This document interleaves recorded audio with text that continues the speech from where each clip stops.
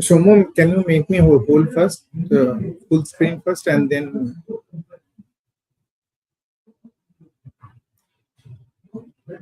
Okay.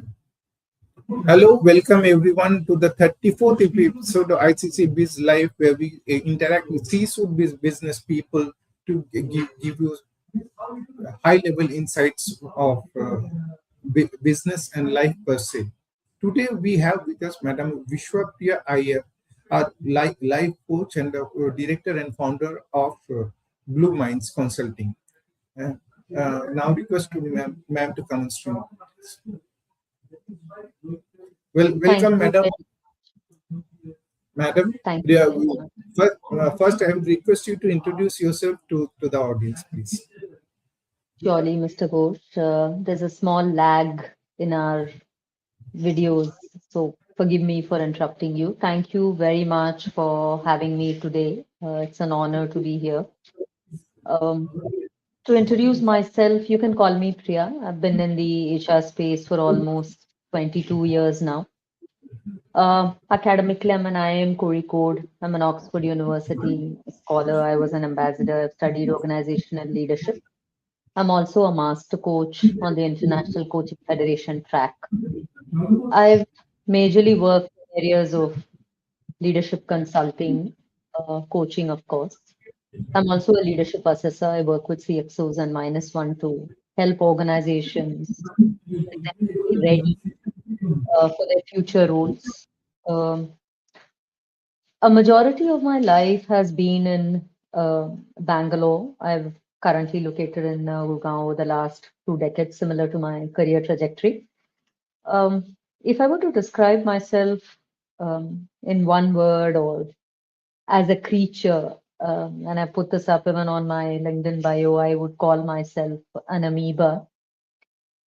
I think my entire journey, both personally and professionally, has been about changing, adapting, transforming, trying to very functionally sabotage, cannibalize my previous versions to move into better versions.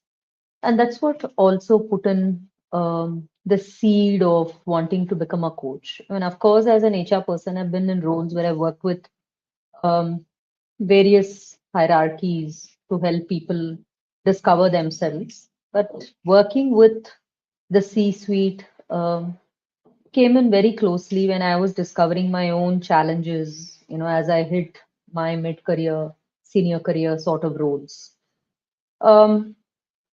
Today, I work with individuals and organizations. I run my own practice. Last 8, 9 years, I've been running my own practice. I've worked with about 300 plus organizations in the B2B, B2C, and B2E space, helping people and organizations be their better versions. And thank you once again for having me here. Back to you, Mr. Ghosh.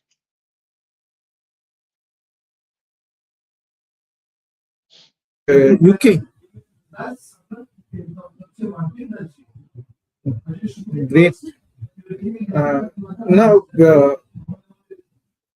and also the kind of training and certifications you went through. If someone else wants to go through, I mean, what is the route? I assume you're referring to the coaching track, which is the International Coaching Federation Master Coach credentialing.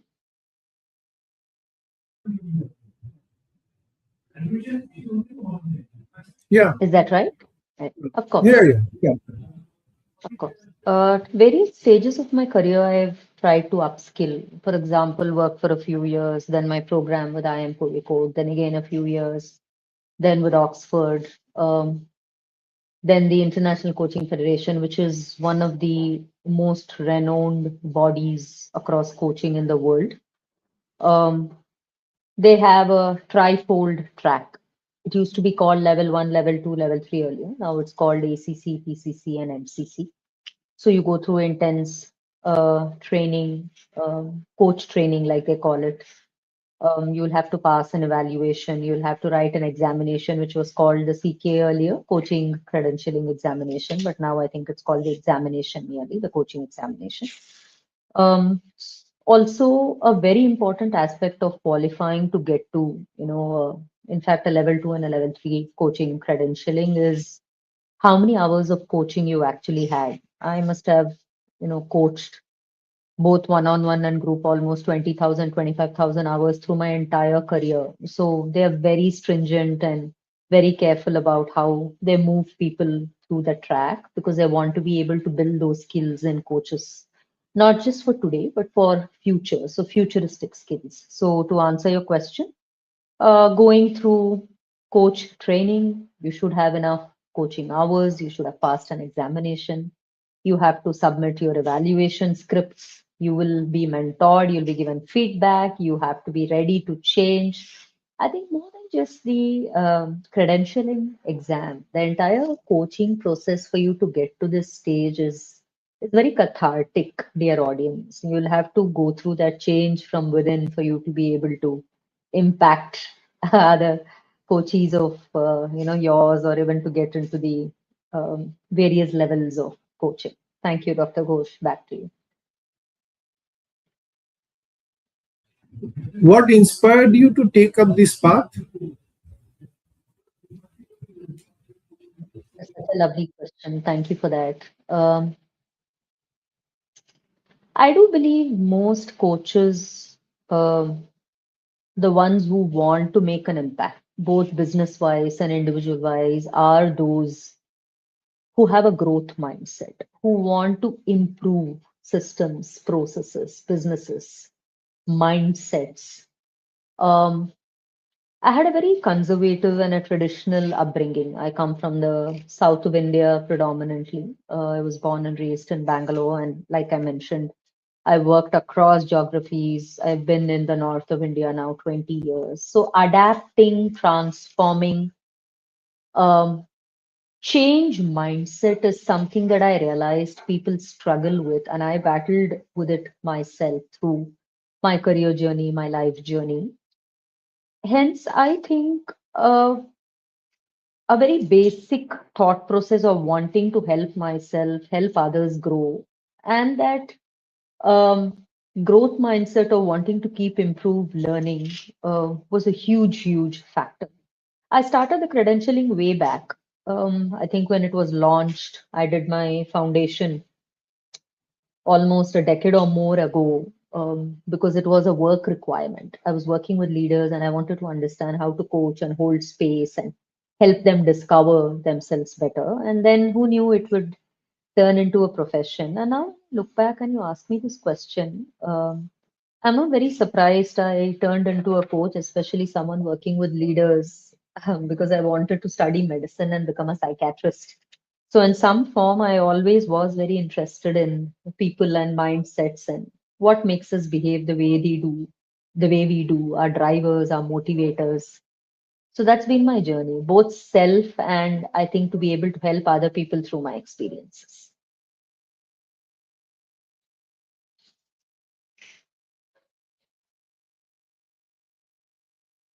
Back to you, Dr. Ghosh. So mostly you help senior management people, right? That's right. CXO and CXO minus one is what I do. Okay.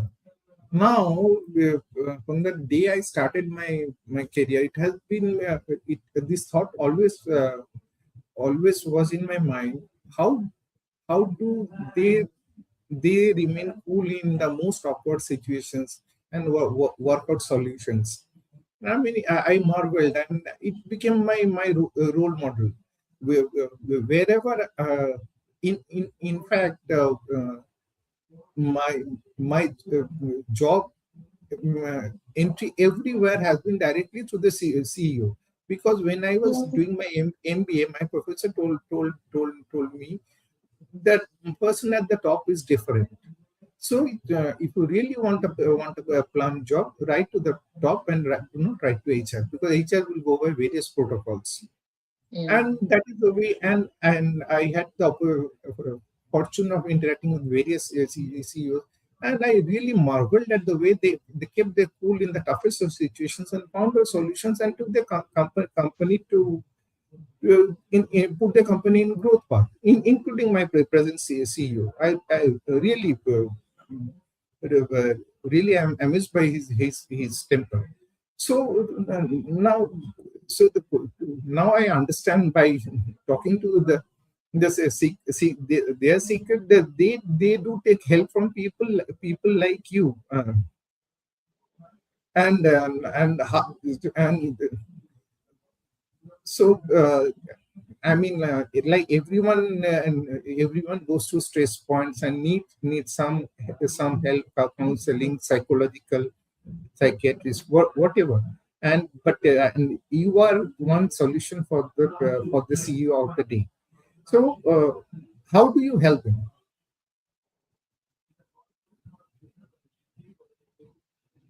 Uh, Uh, Thank you. in I in do hope. Yes, yes. you uh, must have help must help out people in different age bracket, profession, gender, and each one will have their different issues.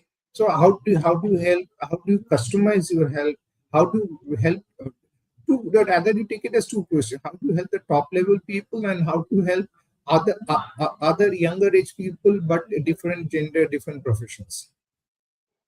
Thank you for the question. And I was smiling when you spoke of how most of the leaders um, try to maintain calm. We don't have a choice. I think we are compelled to keep that. In fact, global research calls out calm under crisis as one of the top competencies for very senior board and C-suite roles, because ambiguity and situational adaptability is something that, in ambiguity, you have to handle it every other day and you have to keep adapting across different situations. You don't have a choice. Especially, it's very lonely at the top. Most of the leaders that I coach, I try not to regress into the past because that becomes a lot of psychology, therapy. We have doctors who do their jobs beautifully. We have psychologists. I have a lot of psychologists and psychiatric friends, psychiatrist friends who do a very empathetic, uh, who perform a very empathetic role, who do a very empathetic job in trying and helping these individuals. My focus is always the present and the future. And I hope I'm able to add value and I become a go-to, for all of them. That's how I've gotten to the hours that I have. Um, First is understanding what is the outcome they want to achieve. And invariably, leaders do have clarity. They might be a little hazy, but they do know these are the symptoms here, and this is what happens to me. Um, Typically, it could be around performance. Sometimes organizations reach out. So I do both group coaching and one-on-one coaching. Group coaching is across competencies: influencing, conflict management, situational leadership, design thinking, executive presence, executive impact is another. I also do one-on-one. Sometimes these are, Dr. Ghosh and dear audience, what we call an LDJ, a leadership development journey, wherein they start. There are diagnostics. We understand. We use scientific instruments, psychometrics to figure out what are their challenges. Sometimes they are very good individual achievers. And when someone is promoted from an individual to a senior member amidst the same audience, how are they really working with the rest of the team members? There could be conflicts. There could be some sort of tacit resistance from both sides because you emerged from within. Sometimes I work across CXOs who've come from different cultures and who've been planted for change very clearly in the organization from a different culture. So the organization is a different culture, the current setup, and they come in, like expats, so that there is diversity that is established. So one, through diagnostics, I try to understand what is their personality type, what are their preferences, what kind of an individual are they. So a very strength-based approach in coaching is critical. It's super critical because we all don't have, as human beings, we're all very unique. We all don't have all the competencies required. Some are innate, some are adaptive. You can develop some you can't. So you have to understand their own limitations, what you can promise, um, that you will put them on this sort of a journey. So what kind of promises are you making? So one is understanding what are their needs, what is the outcomes that they want to achieve.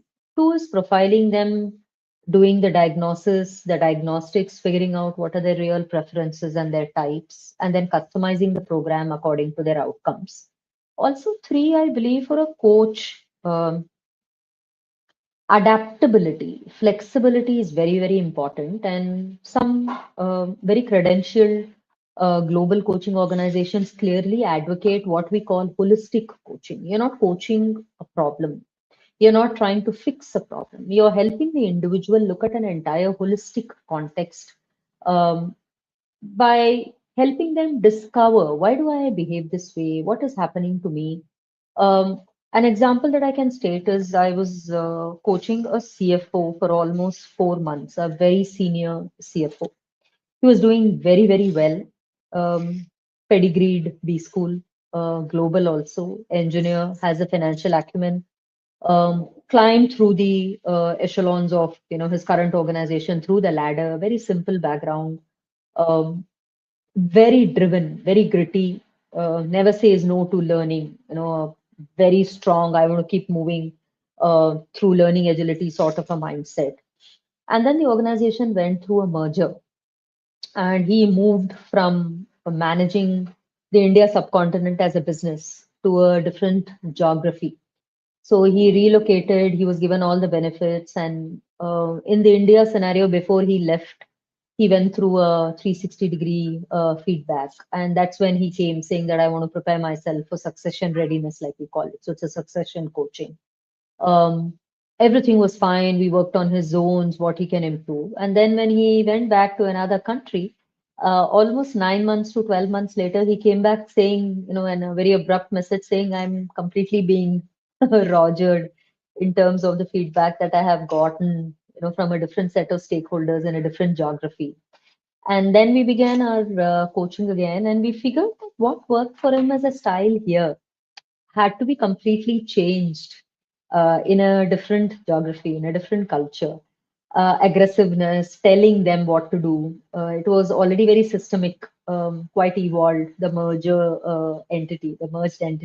So he couldn't be very authoritative or just telling, like I said. He had to take people along. So these are the sort of struggles leaders have. They're lonely, they need a sounding board, they did well in their previous roles, they don't know what to do next, or they're ambitious.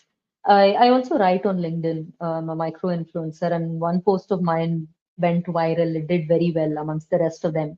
It says growth before access. All of us want access to a role, to a title, to the ESOPs, to the rest of the benefits, the entire media, glitterati, like I call it, when you are in a leadership role, but it also comes with your readiness. So growth comes first. We have to punch one level above. We have to believe we are ready for the role.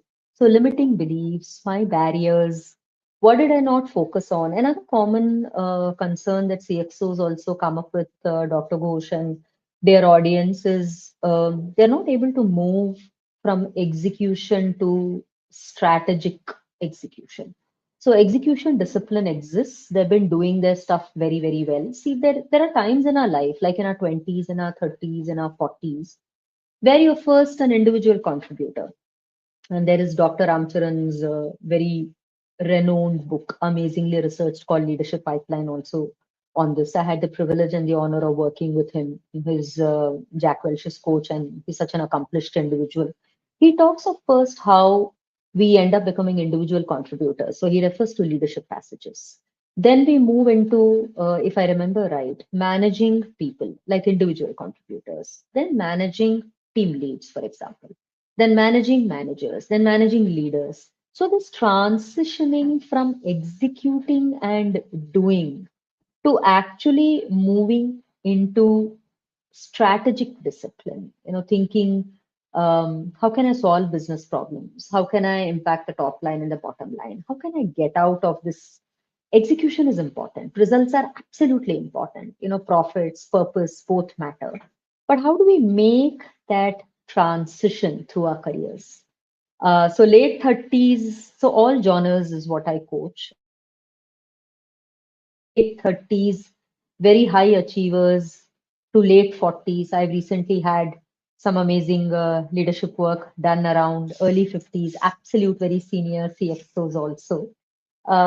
So they come with very clear needs, either conscious or unconscious. And another thing that I must call out in a forum today, that I have noticed that those leaders who are consistently successful in what they do are absolutely unashamed of receiving feedback and changing. So the more ego inside the room, the more they are crippled around their growth. And I see this visibly across leadership levels. That learning humility, that I don't know enough, I'm ready to change. That change readiness is a huge determinant of leadership growth. I was reading this article about how Mr. Obama, who's known to be such an amazing orator, he has his entire team of those who build his script, who help him with his entire impact and presence. How after every amazing talk, he gets all of them together, meets with them, and asks even the youngest member, who might be half his age, saying, "How did the talk go? Anything that I could have done better? Is there any feedback that you have for me?" So, absolute egoless state, when they are in that state, your outcomes are fabulous. So, what kind of outcomes? How do they see themselves, the diagnostics? Through the entire process of peeling the layers, asking questions, probing, discovering, and then helping them achieve their outcomes. Back to you, Dr. Ghosh.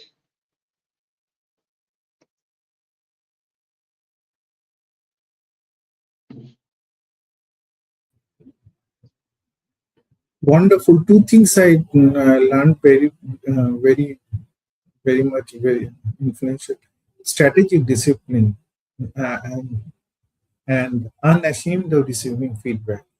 The only way to success.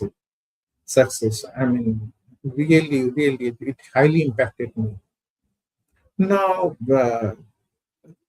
my next question is, what are the common challenges? Can you say your clients face some common challenges, or all the challenges are different?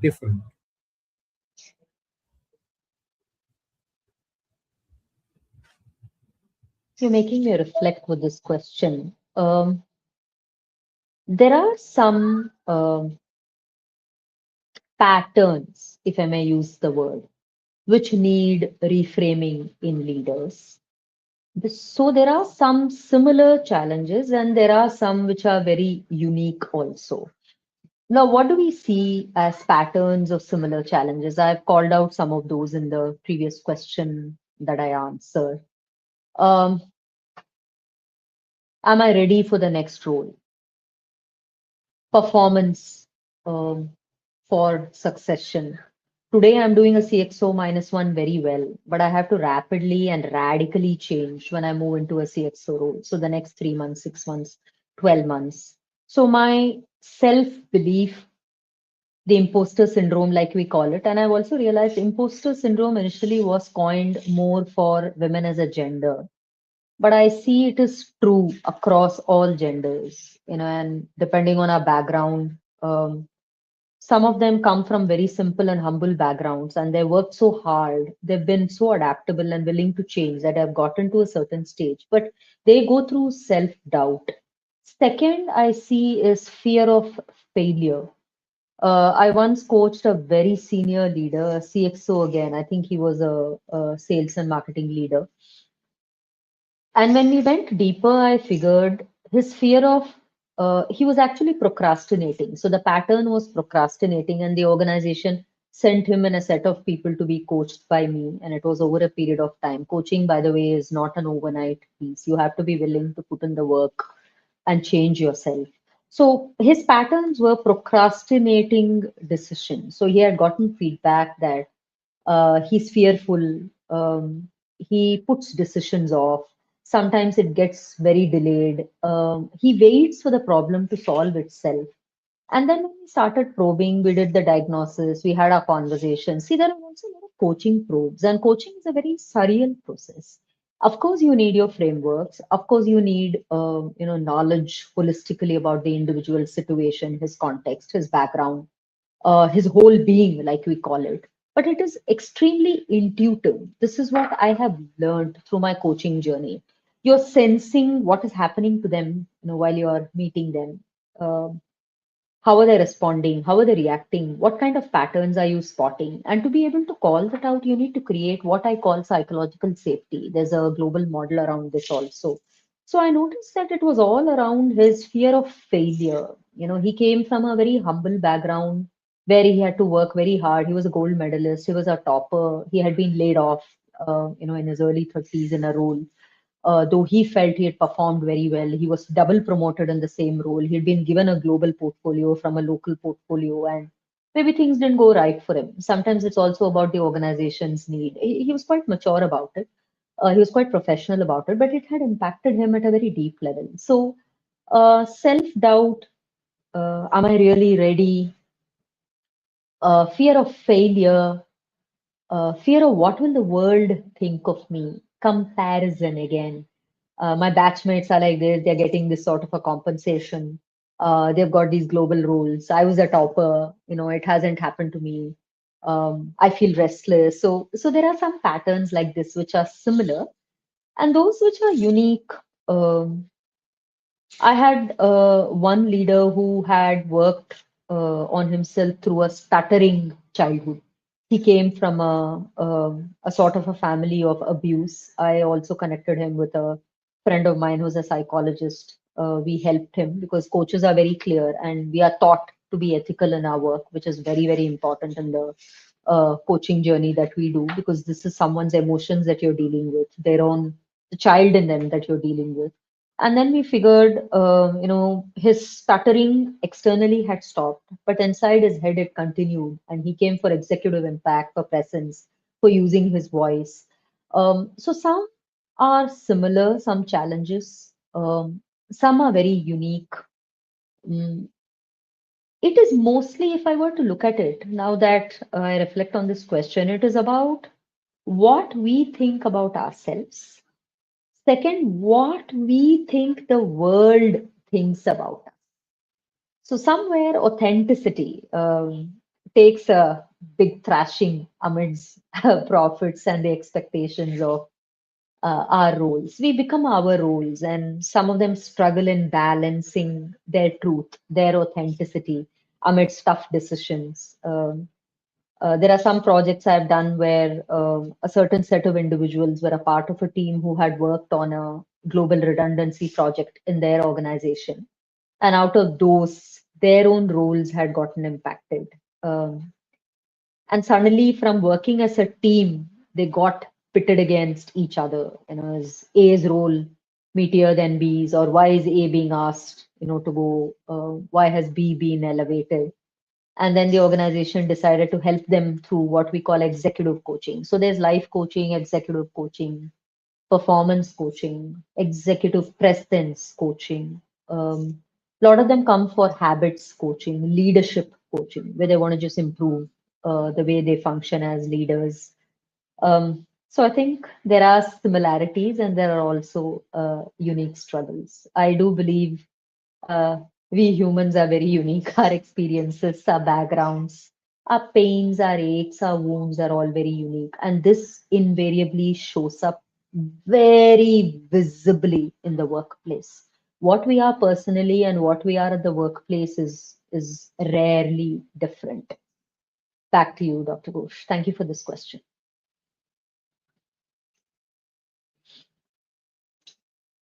Actually, what we are personally and what we are at the workplace are not different.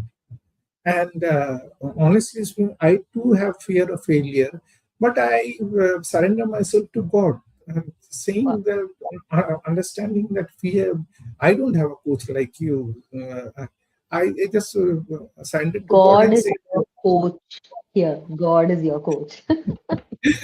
I said that, okay, if you are giving me failure now, I hope, I trust you, that is for good of me, and you will give me some success, maybe at a later date, but maybe you're giving me what is best for me.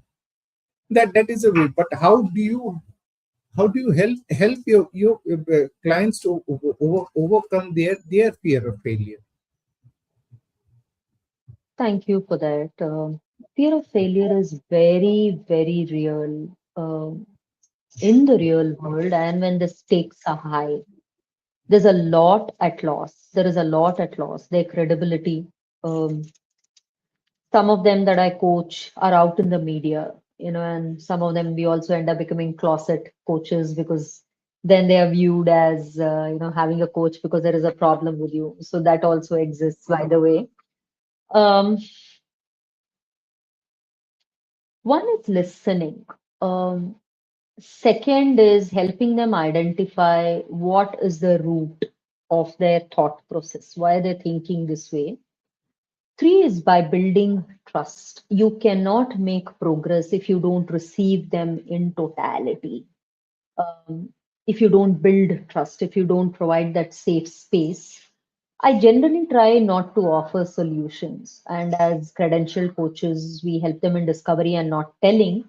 But sometimes the business world that we all live in wants outcomes. And especially if they are B2B, they want to see outcomes.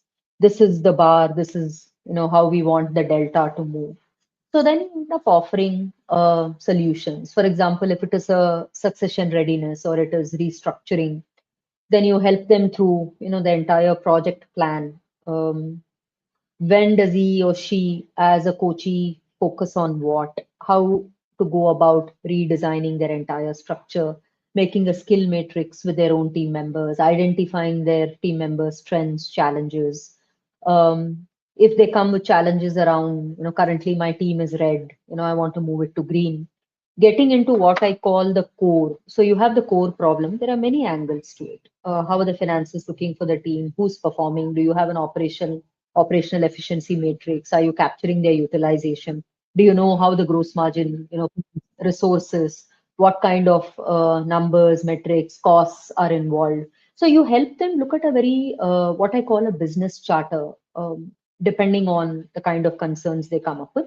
Sometimes they're very technical in coaching. You have to adopt frameworks, matrices, models, guide them through that.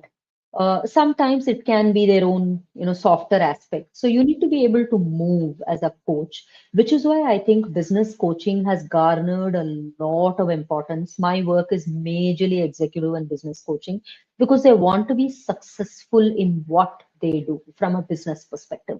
Hence, most of the good coaches, like I call them, and you should not be saying good or bad, but if you're successful at what you do, if you're good at what you do, then it shows they have an understanding. They're tenured. They have an understanding of the entire business cycle, how we hire, how we train, how do numbers work, how does the sales team actually function, where are the loopholes, where are the gaps, why are systems not built here, how can processes be improved. So you need to develop a very systemic thinking as a coach, especially if you're working with senior leaders, because they don't have time to be wishy-washy. They are very direct. They just don't have the bandwidth. So you have to be very focused and you have to be able to give them that sort of a guidance and maneuvering in a direction which makes them find value so that they can take something away from the entire relationship. So helping them through both the technical and the non-technical aspects, um, guiding them through their entire business model if required. The entire consulting element also comes in when you're performing. There obviously coaching and consulting become two different tenets, but that also comes in where you're providing business solutions to their problems. I hope that answers your question, Dr. Ghosh. Back to you.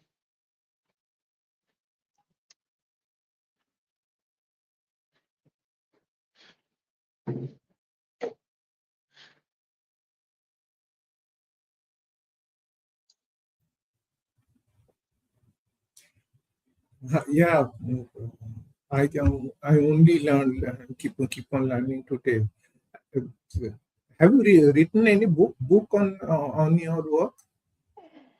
Thank you. Not yet, but over the last 6 months, I've had a, a Please, huge please do. Please do. thank, It thank will you. help us a lot. And Thank you. now,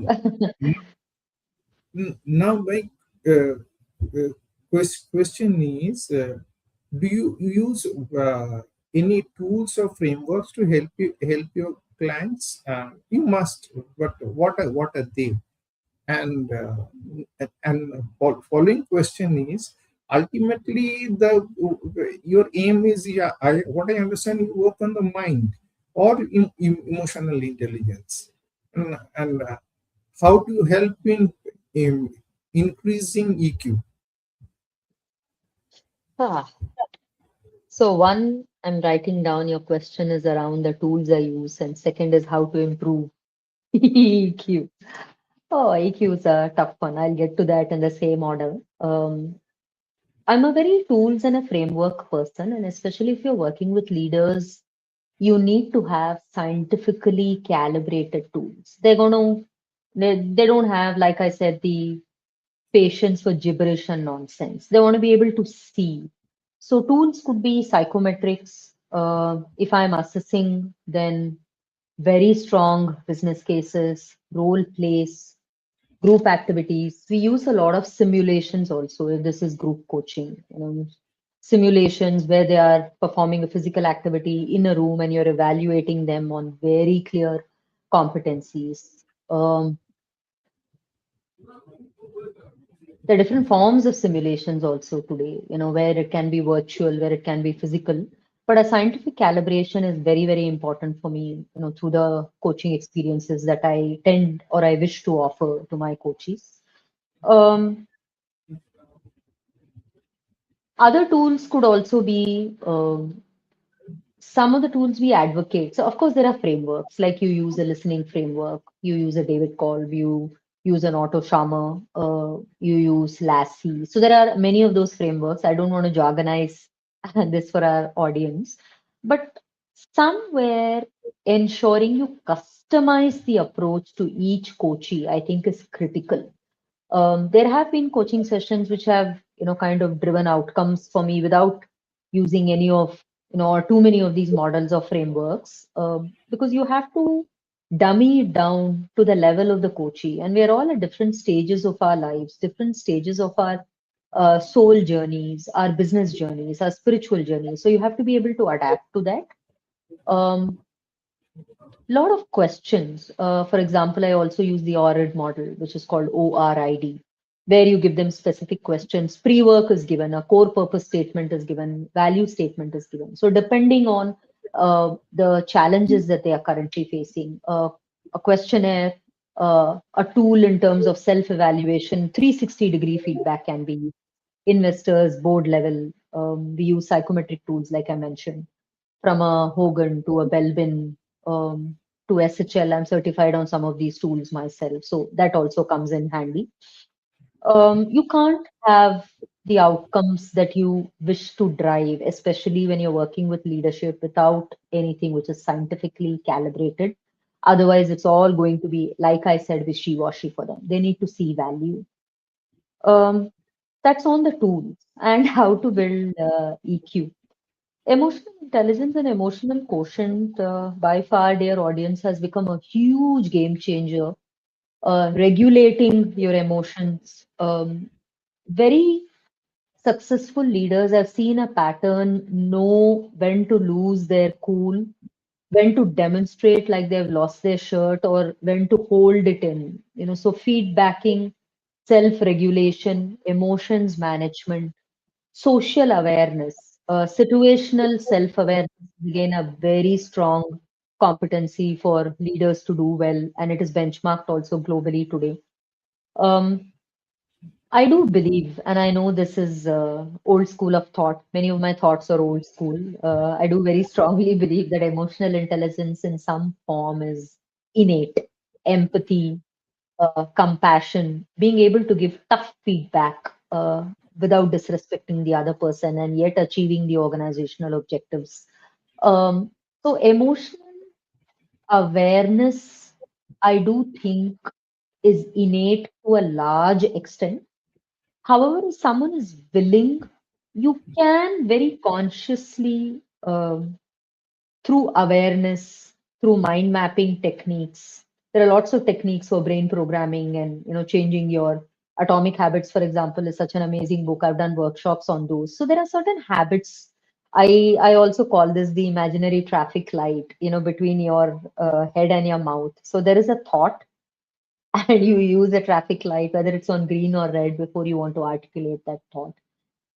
So it is majorly, I would say it's maybe 70-30. 70 could be innate, but for leaders, if you want to do well, you have to flip and develop that ability. Listening, compassionate, vulnerable leadership, servant leadership are big schools of thought today. And loyalty, getting people to be driven and motivated beyond the compensation that the organization offers, it only comes if they feel seen, heard, valued, recognized. And all of your, of course, no offense to those, but in my opinion, your um, all of these fun and frolic that happens in organizations are only at a certain softer aspect, because as you move up, your challenges increase, both organizationally and for individual leaders also. Hence you need to be able to understand what is it that your audience wants, what is it that a coachee needs, a leader needs, from a driver perspective, from a motivator perspective, and develop that and provide them with opportunities, to ensure we are able to retain talent and bring in profits today. So that's my opinion and thought process on emotional intelligence. Back to you, Dr. Ghosh.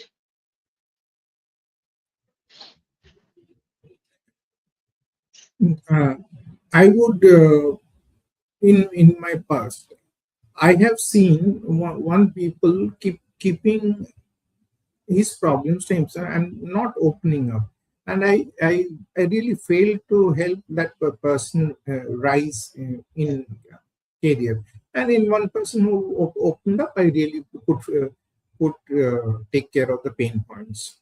So, have you ever faced such situation where people are not willing to open up, even though they contacted you and engaged you professionally, or not so? Definitely, yes. I think we are all painted with different brushes. Definitely, yes. I have invariably an unconscious ability. I think it is also a gift, and I take my role very seriously, to be able to help people get out of their shells.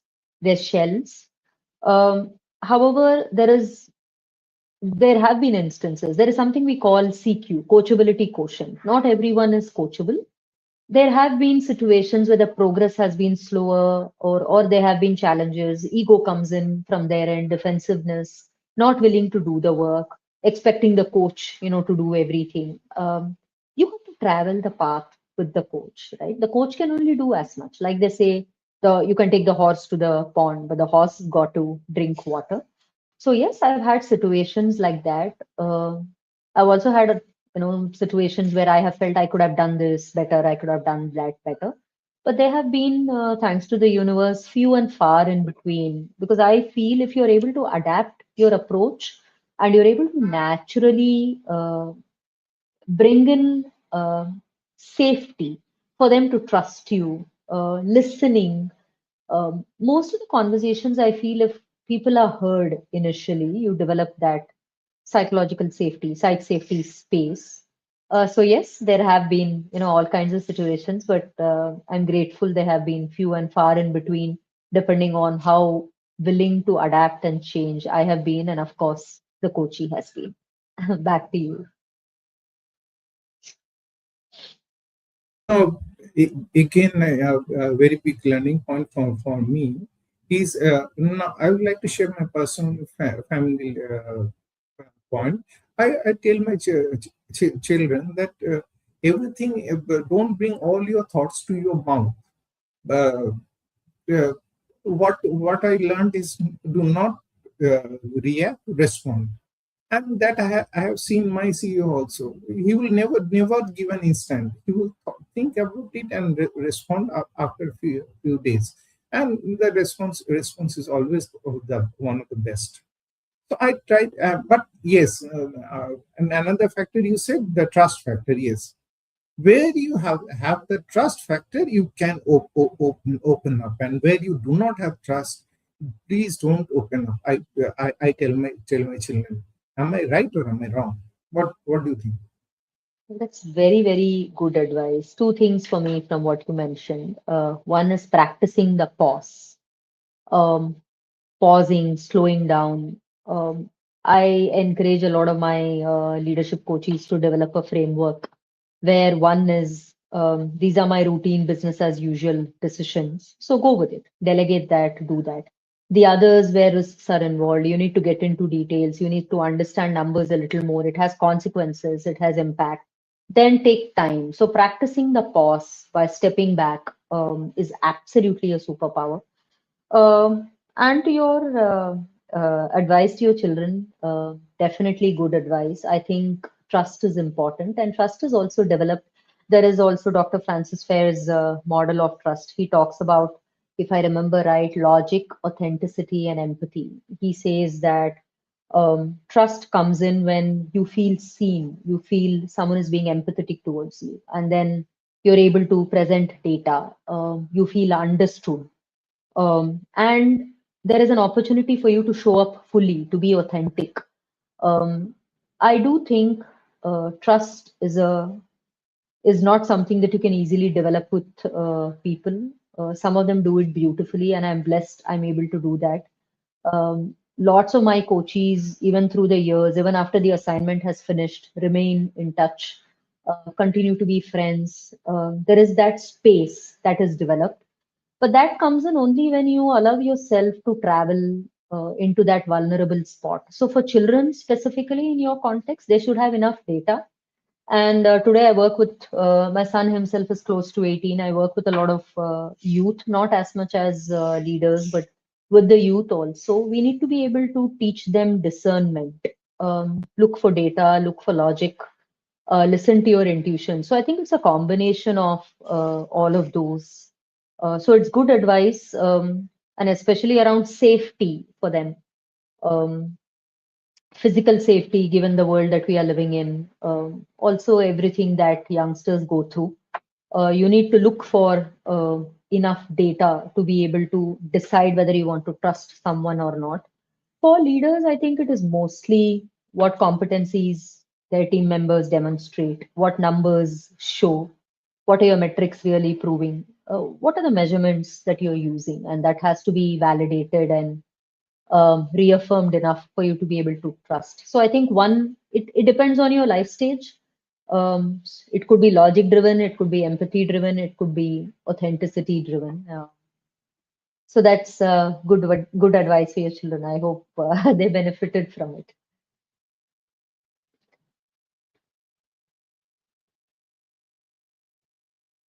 Movie, uh, Shah Rukh Khan said in the movie Dear Zindagi, whenever people have, अगर शरीर का किसी अंग का कोई कोई problem होता है, लोग डॉक्टर से बात करते हैं, लेकिन अगर दिमाग का कुछ प्रॉब्लम हो, सिर्फ शट हो जाता है, ऐसे दिमाग शरीर का हिस्सा ही नहीं है.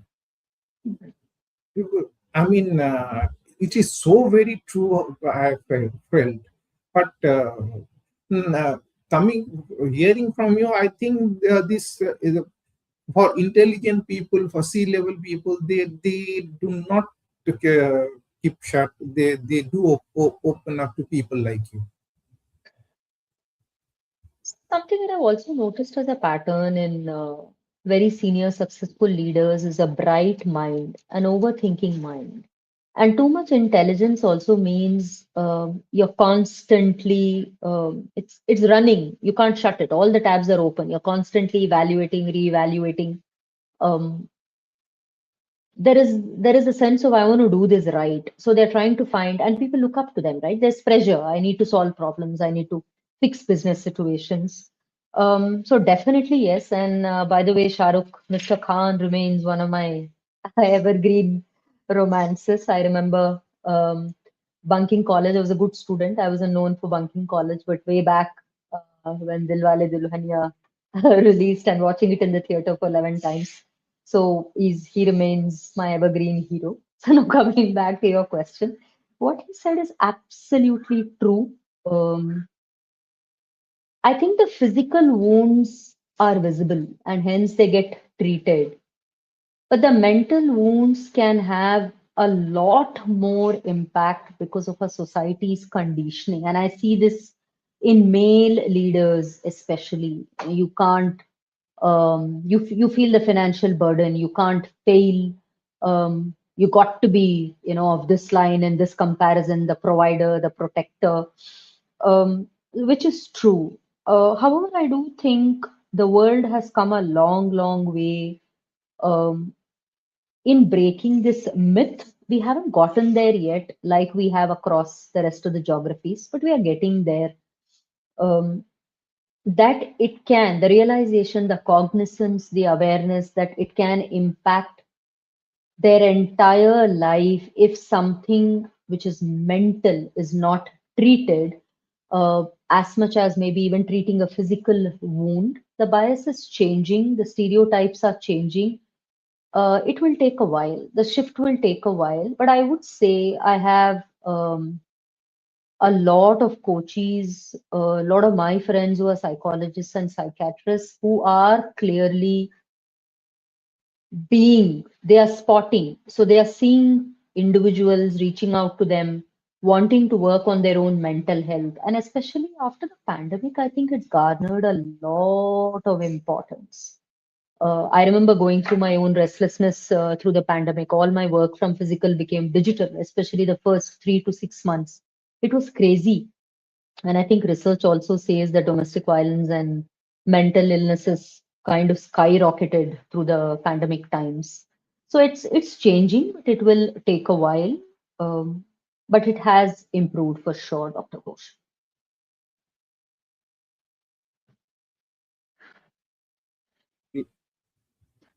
And now I'll open the floor. There are some questions are coming. People are attracted by this conversation. In the meantime, I have two more questions for you. One Hmm. is, how do you measure progress? If you can say somebody has improved EQ or been able to handle challenges himself or herself, how do you measure progress? And next question for you is while handling them, don't you get emotionally discharged? I have my own relative is a psychologist in Australia, and her husband is a psychiatrist. And my relative does get discharged, and she comes to me for counseling. Who knows nothing about psychology or psychiatry? But she opens, and it's a WhatsApp call, and we have such a long time gap. But still, she comes to me for counseling. So my question: how do you measure progress, and how do you recharge yourself? Thank you for the questions. And she's lucky she has you. I'm sure you are a very unconsciously natural psychological safety provider, which is why she's reaching out to you. I'm happy for her and thank you for doing what you're doing. Your first question on measuring progress. One clearly is through metrics. Many of the organizations who do group coaching and one-on-one coaching, especially in the B2B space, have pre and post through the journey. So it could be a psychometric tool. It could be 360-degree feedback. Um, it could be someone who viewed them this way. We also call it critical incidents methodology, where you're doing behavioral event interviews. You're trying to assess how they behaved earlier and how they would behave now. So there are tools very clearly in terms of metrics to show how you changed. Um, the second part of also seeing progress is it's visible. See, they come back sometimes saying, earlier I would make decisions this way. I would be overawed. I would be overwhelmed. I made this mistake 6 months ago and I'm carrying, that and it's defining me. And I feel I'm dying every day, making similar decisions with the fear that it's going to go kaput the way it did earlier. However, there is a saying, right? If you are now smiling at places where you cried earlier, it means you've healed. I think that's exactly the definition of visible metrics here. If you catch yourself with that awareness that I used to make this decision like that earlier, but now I'm so much less inhibited. I have so much less fear. I'm courageous when I make that decision. So the same situation, more functional decisions, is a visible improvement. So you have metrics, you have tools, you also have visible demonstrated behavior. So that's for your first question. The second on the emotional impact, I wouldn't say it doesn't impact me, Dr. Ghosh. It is hard at times. I'm also an empath. I'm what people call I think it's HSP, highly sensitive persons. I do believe that your ability to clue in into someone's emotions is both a blessing and a curse because you are able to intuitively understand them. Over the years, I think I have learned to detach a lot more. It does not mean I'm not invested in my coaches. It just means that I have to show up fully without my emotions to be able to help them. um, so I've learned to embrace it and not absorb as much. However, there are seasons, in consulting and coaching where there's a lot of work that happens, back-to-back sessions. You're sitting in very intense conversations. There was one recent project I did where I had to travel to another location. I took an early morning flight, which means I had to wake up at 3 a.m. in the morning, and I closed my day almost 10 p.m. in the night. Then I flew back the next day. It does get very intense. I'm naturally, as a style, an introvert. I may not look it, but I can recharge with myself. So there are times I have learned to move through the crests and troughs of work. There are times when I don't step out. I'm just reading, scrolling, doing whatever has to be done. Thank you. Some questions are coming in. I'll get there. So recharging myself.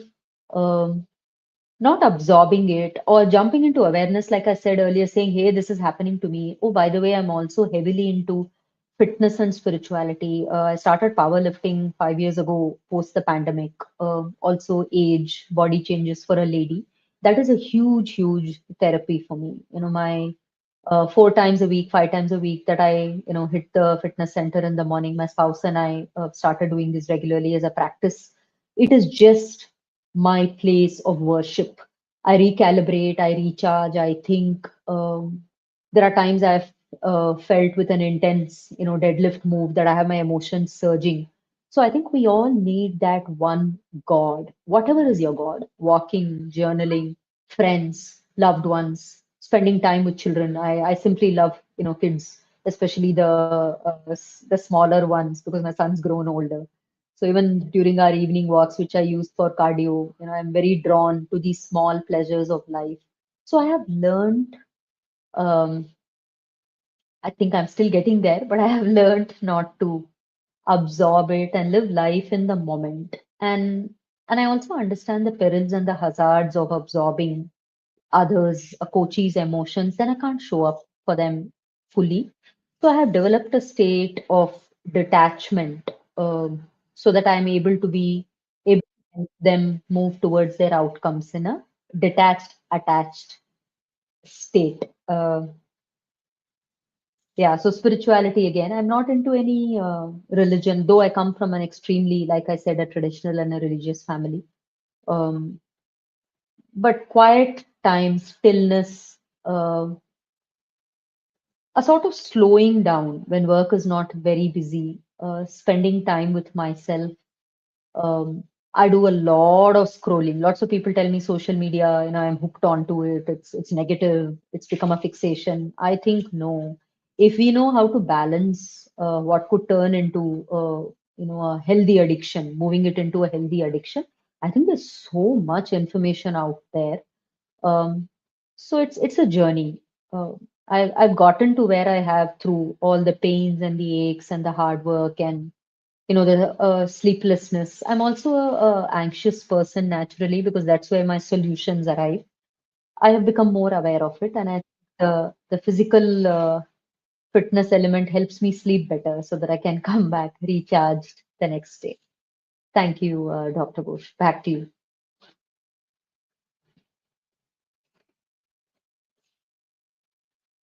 Unmute me, please. There's one question. How could we manage conflicts among teams? And before that, I must tell you, I'm a follower of Swami Vivekananda, who always teach, and Lord Ramakrishna also, always teaches work, work, work, but be like a servant. Do your work, but don't get attached. Detach from everyone whom you are, and you have followed it in heart and Absolutely. soul. One kudos to you. I have not succeeded in detaching so much as they have done. I'm, Kudos to you. I'm getting there. Thank you so much. I'm getting there. I'm trying to practice it. A lot of people do feel that detachment is a negative competency, but I do feel if you want to really show up in your duties, both personally and professionally, you have to detach yourself from outcomes, from success. I very strongly believe there is no success or failure. There is no win or loss. You either do it well or there is learning. There are so many things, so many situations through my career, especially in the initial years of my career, where I've bungled up, I've deleted, Excel sheets impulsively at a click of a button. I'm not advocating this for any of our audiences, but I've been, in that journey. I've traveled that path from a impulsive, fast speaker to slowing down to thinking better, to developing more awareness about what is happening to me. So it's a journey, and I wish all members of our audience get successful in their journey. But thank you for the note on detachment, and I'm happy to hear that Swami Vivekananda also advocates something similar. How the question was, how could we manage conflicts among teams? Yes, yes. And after that, we Um, will have we exceeded our time. sure, sure, absolutely.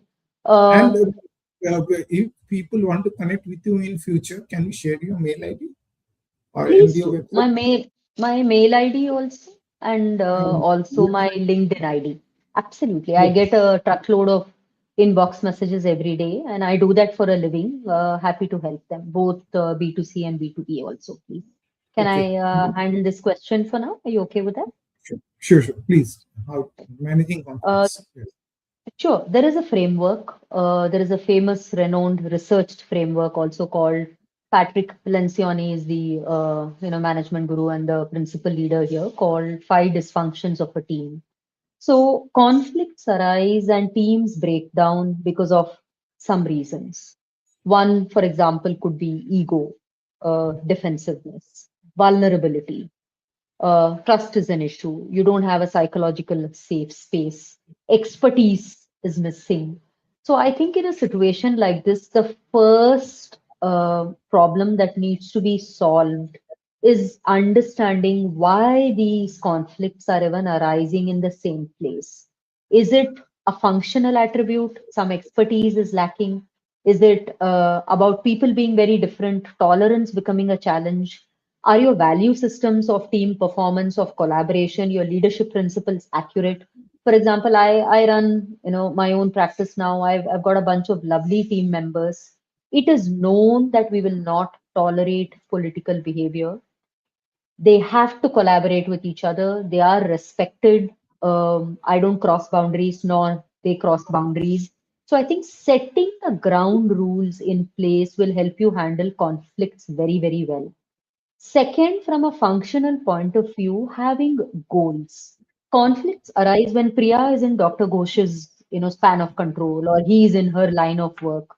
So getting your OKRs, your KPIs, who does what are the expectations? So expectation setting, goal setting, cultural expectations, coming into place, what values, what behaviors are negotiable, non-negotiable. These have to be set very, very clearly. In fact, a lot of work that we do as an organization is into culture building, where trust for teams, conflicts for teams, collaborations for teams, they're not talking to each other, too many silos, there is arrogance, they can't work with each other. So all of these lead to conflicts. So at a softer aspect, setting these ground rules, at a technical functional aspect, getting your goals and expectations set helps conflicts immensely. Another tip for the audience who asked this question, feedbacking. The moment you notice something is not in line with what you set as a ground rule, please do not wait. This, corporates, and I've been in, this domain all my life, like I said, and we end up waiting for the right time for feedback. End of the year, biannual, annual, no. Give immediate feedback in a kind, professional manner so that this is not repeated. Let them know this is not tolerated in a respectful manner. That is a game changer when it comes to conflicts. And I hope this has helped our audience. Thank you, Dr. Ghosh. Thank you, ma'am. Now we have to end the conversation for the day. Thank you. Most Lovely. welcome. Thank you very much. Thank you. And thanks to you, your team, and our audience. Hope to stay in touch and help you all become better versions and also build better organizations, which is what we need. Have a good evening from India if we have any global learners also. Bye bye. Thank you, Dr. Ghosh. Thank you.